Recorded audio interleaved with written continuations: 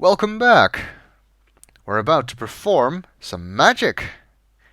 We need to perform a spell that can turn us into an eagle or a fly. It's the only spell from the spellbook that we have all the ingredients for at the moment.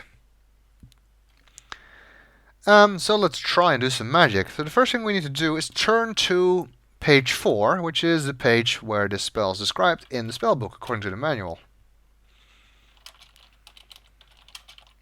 Page IV.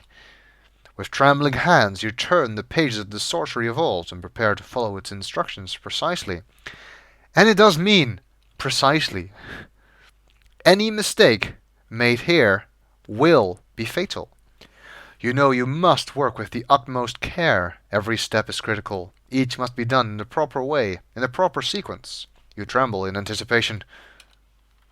You can see you really do need a manual for this, because this book is not an awful lot of help. And that's basically the copy protection for this game, the fact that you need all these magic instructions from the manual. Okay. Well, the directions for this particular spell are very, very simple. Just need one step and to recite the magic spell and wave the wand. Well, the step is put pinch of saffron in essence. You carefully sprinkle the precious saffron into the vial of rose petal essence. Once you've done all the steps, it automatically switches to incantation mode, and then you have to type the incantation exactly as it is in the manual, including spelling. Any mistake and you're dead. So if I go hello here, a strange feeling comes over you. You wonder if you could have made a mistake. Uh-oh, we've turned into that creature from The Fly. Ooh, Gwydion, what big eyes you have. Well, that didn't end well. So yeah, you need to be very, very careful, and a lot of people have criticized this aspect of the game, but to me, this always felt, the way magic is supposed to be.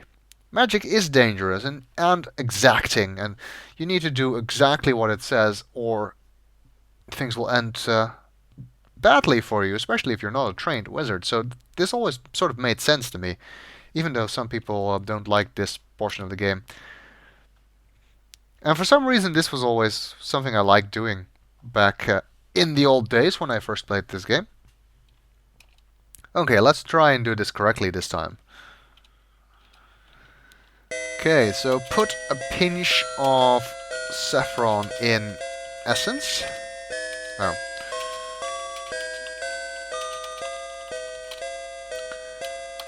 And let's recite the correct verse. I pretty much know some of these verses by heart, particularly this one.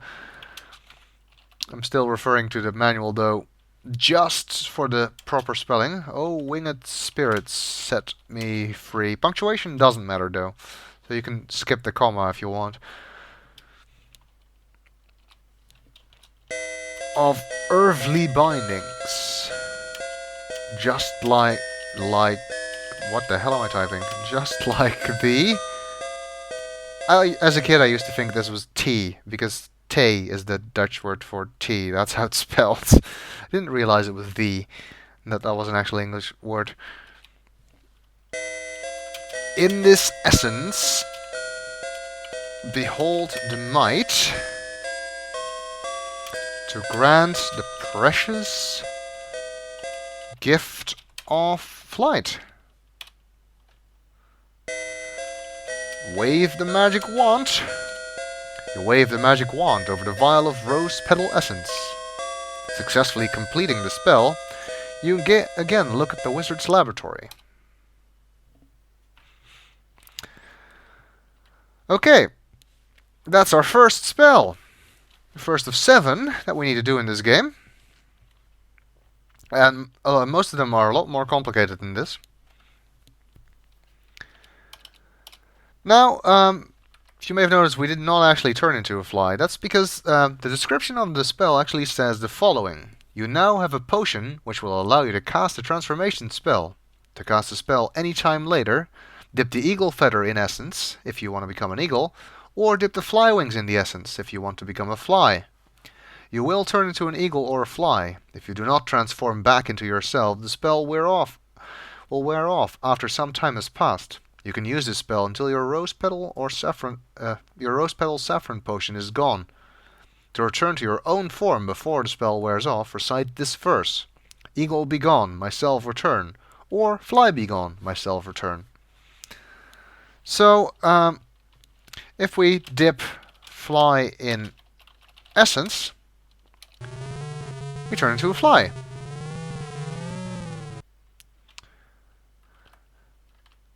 And if we then say, Fly be gone, myself return, the impulse to buzz around has vanished. You feel yourself growing bigger, so you head for what you hope is a safe place to land.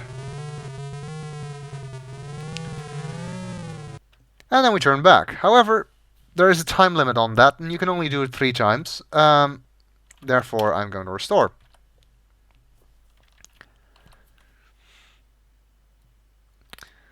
At the moment, there's nothing else we can do here. And we have 14 minutes until the wizard comes back, so I guess it's time to explore some more.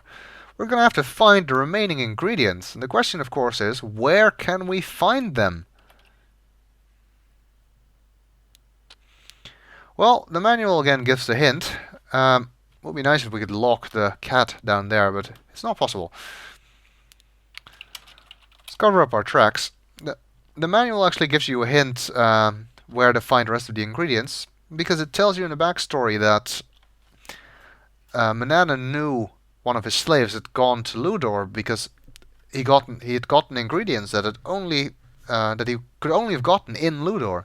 So that means some of the ingredients are found in Llewdor, which means we're going to have to brave the mountain path and head down to the countryside. Also want to move the book back, otherwise Manannan will get suspicious. You move the big book back where you found it, so that it again conceals the metal lever. Sorry.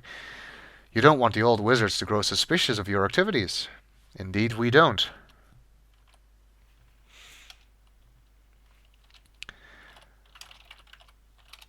You unlock the oaken cabinet using the brass key. You carefully replace the magic wand exactly as you found it. After closing the door, you carefully relock it. Again, you do not want to be found with the magic wand in your possession, and you cannot hide it anywhere else. You must replace it, otherwise the wizard will know what you're up to and kill you. Let's go outside. You open the front door of the house and go outside. We've seen this place in the introduction, of course. The lone mountain rises from the forests of Llewdor to this cloud-encircled peak. Here is the somber house of Manannan, where you and he reside. There's some chickens in a chicken coop. A couple of chickens strut about their chicken coop. As all chickens do, they peck, scratch, and cluck. The poor things, they will end up as the old wizard's dinner one day. There's a bag of chicken feed behind the fence, beside the chicken coop. And there, one of the chores is actually that you have to feed the chickens. But we don't need to do that now. However, one of the spell ingredients is actually a feather from a small bird, so I guess the chicken feather would suffice. Guess that makes more sense. The chickens are a bit slippery, so... Gotcha! You've managed to catch a chicken. But what are you going to do with it? Look, we're carrying a chicken. Tucking the chicken firmly under one arm, you gently pluck a small feather, then let it go. Now we have a feather of a chicken. A chicken feather is small and light, no more than a piece of fluff.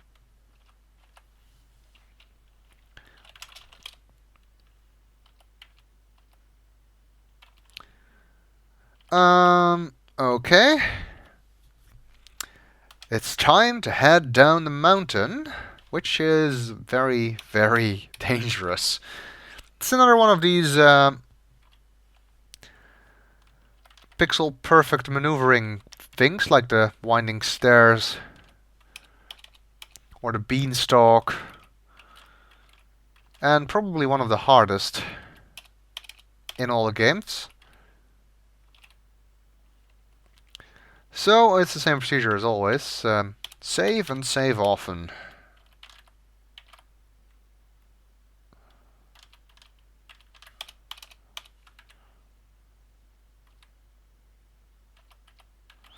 That's actually pretty easy because you can just walk straight down behind the rock and then walk right.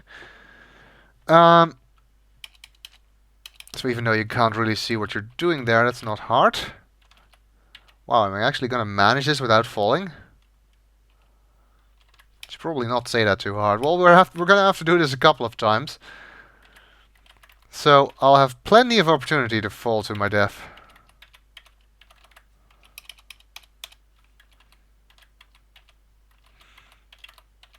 If I don't do it now.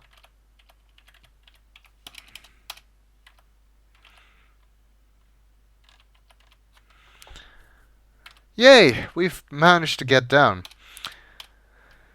Let's take a look at our magic map again.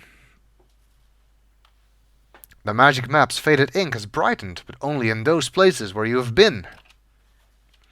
Indeed. So, whenever you've been to a place, you can use the map to teleport back to that place. However, you cannot teleport back to the wizard's house, so we will have to climb back up the mountain path. However, we'll never have to climb back down it, because we can always just use the map for that. At the moment, though, the only place we could teleport to is the one we are at right now. So, that is not necessary.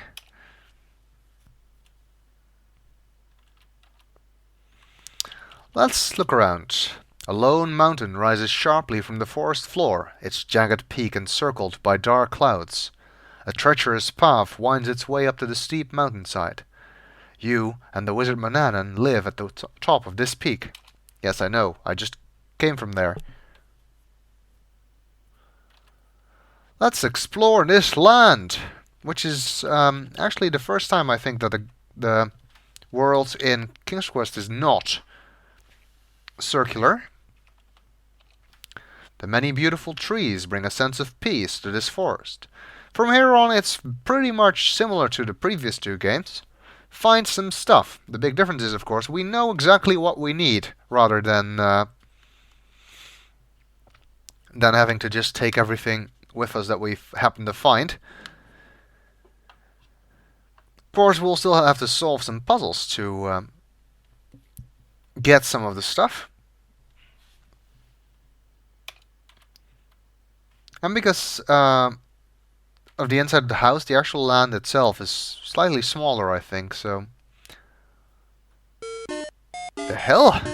There are 3 fully clothed bears coming. You hear Mama Bear say, "Thank you, dear. That was a lovely walk." That's teddy bear picnic music. The 3 bears live here. That's interesting.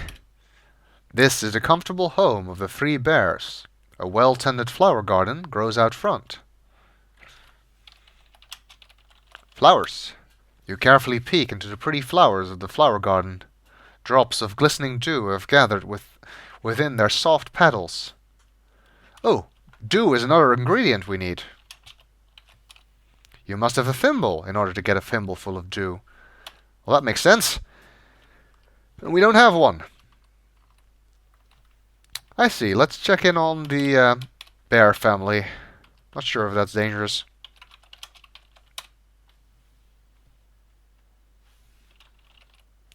"Scram!" growls Papa Bear. "We're not interested."